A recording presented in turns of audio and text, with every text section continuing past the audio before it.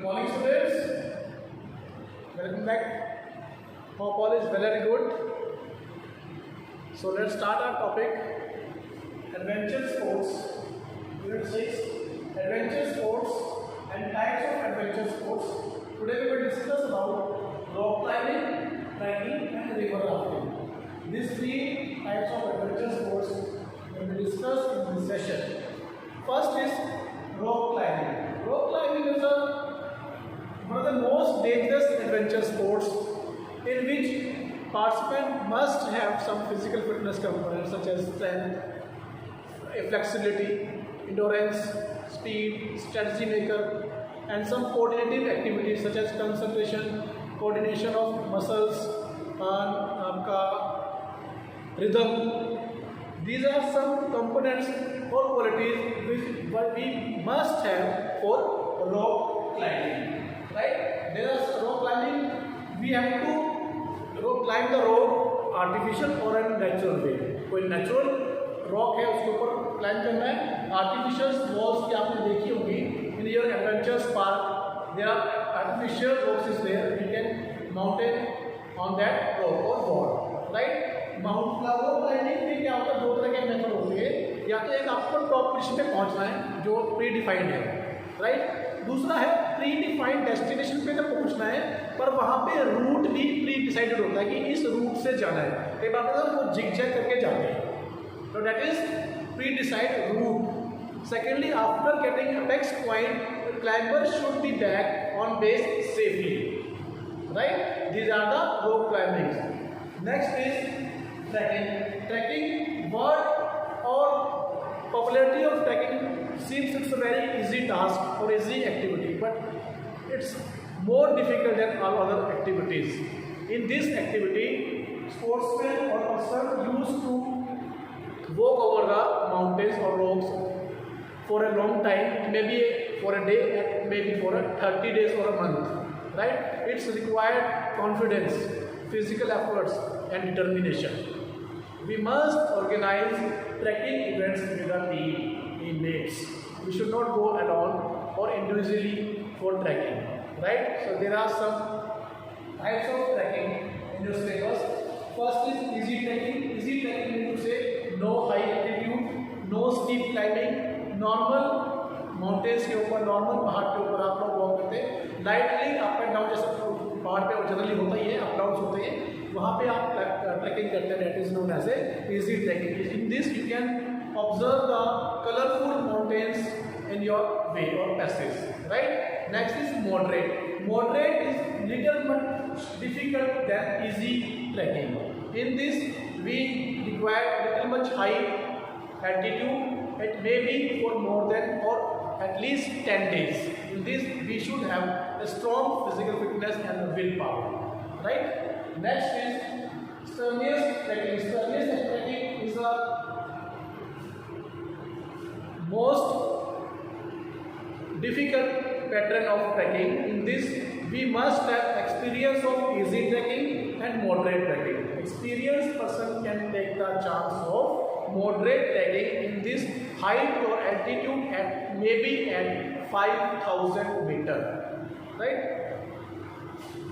Next is difficult trekking. Difficult trekking means to say there is a completely high altitude and the steep climbing can be there, or it moves on for a month up and down. Now it's time taking activity. Study after difficult trekking, right. Next is trekking, also river rafting. River rafting is a well-known name in our life. That's a game with the certainty of water flow. It can be river rafting, also known as a white water rafting. In this, a person or player use a raft to navigate the boat in the river. There are three types of river rafting. First is grade 1. Grade 1 means to say in this type of river rafting, no rash water, no rocks are there. Just simple stable water. Maximum time stable water is there for easy river rafting. Next is grade 2. Some water is there. कहीं ना कहीं water थोड़ा बहुत हो जाएगा, speed ज़्यादा जाएगी, कहीं कम हो जाएगी, but फिर वो कंट्रोल फिर आगे हो जाएगा। There will be some rocks, कुछ रॉक भी वहाँ पे आपको मिल सकती है। In this you should have a manoeuvring strategy in your hands. थोड़ा सा तरीके से आपको स्ट्रेटजी के अकॉर्डिंग चलना होता है, तभी आप इस प्रैक्टिस बोर्ड पे जाए ग्रेड 2 पर चले। अदरवाइज फर्स्टली आप clear the grade 1। Now grade 3, grade 3 is little much rash power is there, climb rocks are there, bubbles can be there. So in bubbles you can observe the white water. In this you need a high strength power and maneuvering in your techniques, right? These are some tracking आपका river rafting gates आपके पास। next है आपके पास safety measures for preventing sports injury during adventure sports.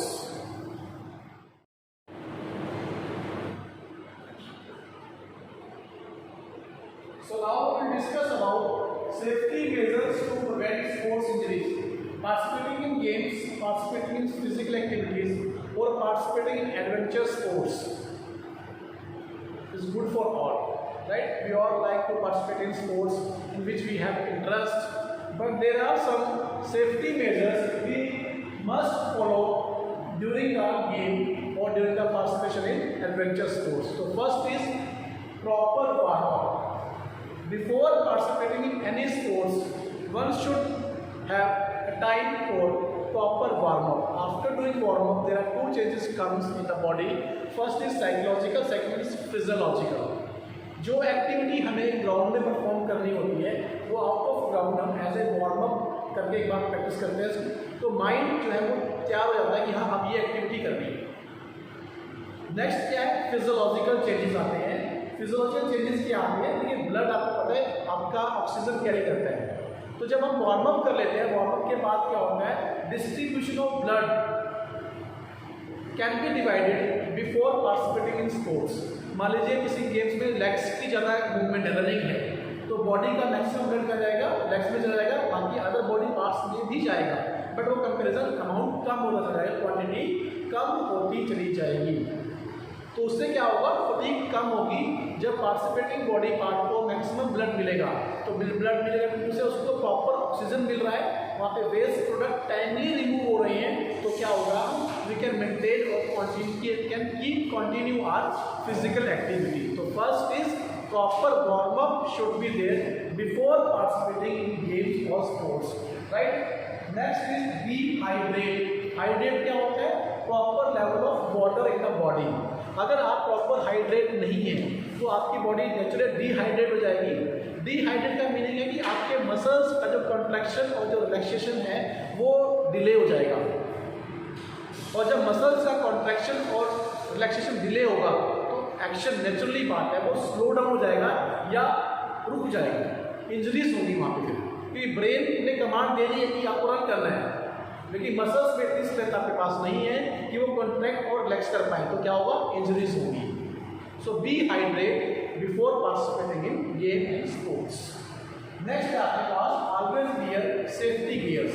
Helmet है, pad है, elbow guard है आपके पास, जो भी आपकी गेम्स की जो सेफ्टी मेजर्स हैं, जो सेफ्टी गार्ड्स हैं, we should on them and use them at least also use in practice session.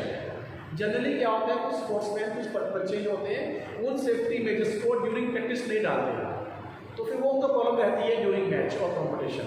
तो all safety measures should be use in proper and appropriate manner, उनकी क्वालिटी भी अच्छी हो। अगर पुराने हो गए हैं, चेंज टू नए चेंज करने हैं तो required to change it, right. अगर आपके गियर्स अच्छे हो गए तो आपका कॉन्फिडेंस बिल्डअप रहेगा, कॉन्फिडेंस बिल्डअप रहेगा तो अच्छे से परफॉर्म होगे। अब आपको पता है कि आपकी हेलमेट इतनी स्ट्रेंथ नहीं, वो टूट गई है अंदर से, उसका स्ट्रैप टूट गया है, तो आप उतने अच्छे से पार्टिसिपेट नहीं कर पाओगे, है ना। तो सेफ्टी मेजर्स की क्वालिटी एंड उसकी जो परफॉर्मेंस है वो अच्छी रहे, वो आपको चेक करें टाइम टू टाइम। नेक्स्ट है आपके पास follow the rules and regulations of sports. ये एक बहुत बड़ा रिक्वायरमेंट है। मैं आपको एग्जाम्पल देता हूँ, आप ऑन रोड पे ड्राइविंग कर रही हैं, अगर आप ड्राइविंग के रूल्स और रेगुलेशन फॉलो नहीं करेंगे तो क्या होगा, ऑब्वियसली एक्सीडेंट होगा, क्योंकि रोड पे और भी व्हीकल्स ड्राइव हो रहे हैं, वहाँ पे चल रहे हैं। तो सेम जब आप ग्राउंड में हैं ऑफिशियली विसल ब्लो की है, विसल का मतलब ब्लो की तो रुकना है, आप नहीं रुकेंगे तो बाकी टीम रुकी हुई है, आप जाके स्ट्राइक करोगे, राइट। अगर रूल्स आपको नहीं पता होंगे तो कहीं ना कहीं आप रूल का वायलेशन करेंगे, वो वायलेशन कहीं ना कहीं आपको साइकोलॉजिकल और मेंटली आपको डिस्टर्ब करेंगे to maintain the presence of mind in your game. वो आपकी एनर्जी को चैनलाइज नहीं कर पाएंगे, आपको पता ही नहीं होगा विसल हुई तो रुकना है, चलना है, ये सिग्नल्स क्या है, ये वाइट का इशारा है, नो बॉल का इशारा है, क्या हुआ, रन आउट है, कुछ भी है। तो कहीं ना कहीं रूल्स जो रेगुलेशंस है we must keep in our mind while participating in sports, right. Next is give priority to rest. ये बहुत बड़ा टॉपिक है, बहुत इंपॉर्टेंट पॉइंट है, गिव प्रायोरिटी टू रेस्ट। आप एक वर्कआउट कर रहे हैं अंडर द कोच, अगर आपकी बॉडी आपको अलाउ नहीं कर रही है तो please take rest for a while. अगर आज आपने रेस्ट नहीं किया तो वो जो प्रॉब्लम थी, जो डिस्टर्बेंस बॉडी में थी, वो कहीं ना कहीं आपको इंजरी में कन्वर्ट करेगी। वो 40 मिनट का सेशन, 1 डे का सेशन अगर आप रेस्ट कर लेते हैं तो बेस्ट है। अगर आप रेस्ट नहीं करेंगे फटीग की कंडीशन में, या बॉडी में कहीं पेन है, कहीं पे स्ट्रेन है, उसकी प्रेजेंस में आप प्रैक्टिस करेंगे तो हो सकता है वो इंजरी बढ़ जाए और आपको मल्टीपल डेज के, कपल ऑफ डेज के लिए, कपल ऑफ वीक्स के लिए आपको रेस्ट करना पड़ेगा। तो always have the rest if your body is asking for the rest. Don't play with the body, right? अगर आप बॉडी में प्ले करेंगे, डिस्टर्बेंस रेस्ट नहीं करेंगे, बॉडी फटीग में रहेगी, अगर आप पार्टिसिपेशन करेंगे तो क्या होगा, कहीं आप इंजरीज को आप इन्वाइट करेंगे। नेक्स्ट आपके पास फॉलो ए गुड डाइट। मैं पहले बात कर चुका हूँ, good diet is a fuel. आपको एनर्जी कहाँ से आनी है? फूड से। वो फूड आपका जस्ट लाइक फुटबॉल, अगर आपको फुटबॉल खेलो, फुटबॉल चाहिए, आपको कोई भी गेम खेलिए तो आपको डाइट चाहिए। अगर डाइट नहीं होगी तो बॉडी में एनर्जी नहीं रहेगी या उतना कंपीट आप नहीं कर पाएंगे। 2 प्लेयर है, कंपटीशन होना है, एक टीम में अच्छी डाइट है तो नेचुरल उसमें एनर्जी ज़्यादा है, वो ज़्यादा फिट होंगे। अगर आपको अच्छी डाइट आप फॉलो नहीं कर रहे हैं, बैलेंस डाइट आप मेंटेन नहीं कर रहे हैं, क्वालिटी ऑफ डाइट आप मेंटेन नहीं कर रहे हैं, तो कहीं ना कहीं आप इनजस्टिस कर रहे हैं अपनी बॉडी के साथ। आपकी परफॉर्मेंस ही जनरेट इंक्रीज नहीं होगी, इनहेंस नहीं होगी अगर आपके पास प्रॉपर डाइट नहीं है। तो always pay attention towards diet और what you are eating.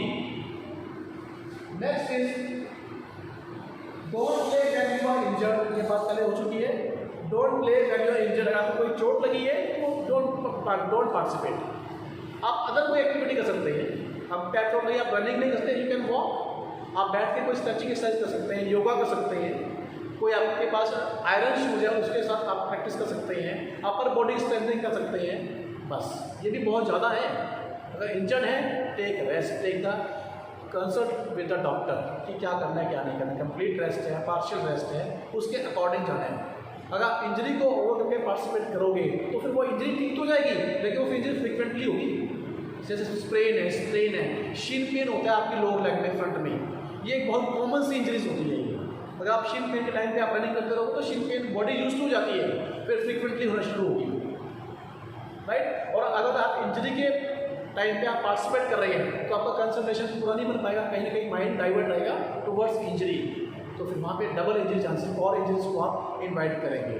So don't play और पार्टिसिपेट इन एनी गेम और sports when you are injured. Next is proper supervision. ये बहुत बड़ा क्वेश्चन मार्क है। Proper supervision should be there.